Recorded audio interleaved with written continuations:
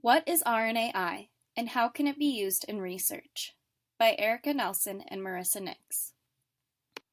Before we talk about RNAi, we have to understand what RNA is. The figure below represents the central dogma of biology. DNA is transcribed into RNA, and RNA transcripts are translated into proteins. RNA interference, or RNAi, is used to silence genes by interfering with mRNA transcripts. Now we will talk about the RNAi mechanism. Long double-stranded RNA is injected into the cell and binds to the dicer protein, which cleaves it into small interfering RNAs. These siRNAs bind to an argonaute protein that is part of the RNA-induced silencing complex, or RISC. RISC separates the siRNAs into two strands. The blue passenger strand is degraded.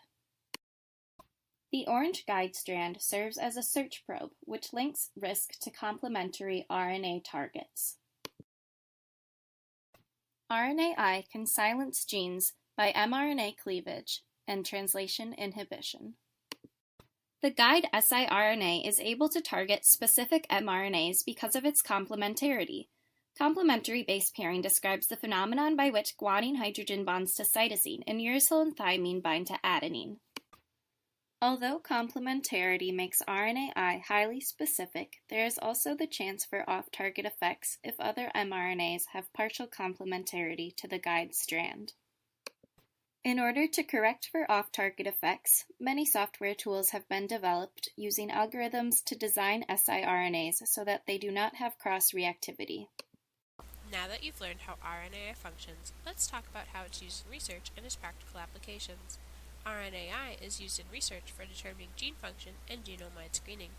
RNAi screening is a reverse genetics approach and is an important tool.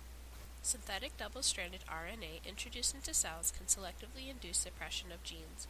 RNAi may be used for large-scale screens that systematically knock down a specific gene, which can then help to identify candidate genes in cellular processes such as cell division or metabolism. For example, a paper published in 2010 used an RNAi screen in fruit flies to identify candidate genes in the adipose differentiation pathway. That means they identified genes that, if knocked down, could prevent obesity. RNAi screens will continue to be used by researchers in order to identify candidate genes and pathways and determine gene function. RNAi could be used for treatment of diseases in the future and is currently in clinical trials for several. For now, most RNAi research is done in individual or groups of cells in a lab.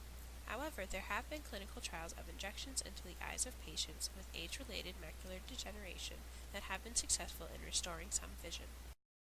Additionally, it has been found that siRNA molecules can be packaged with cholesterol to ensure delivery to the liver and small intestine, but this method does not work for all internal organs. Looking forward, better methods of delivery to target tissues will be necessary to make RNAi an effective treatment. As with most things in life, there can be unwanted side effects when dealing with RNAi.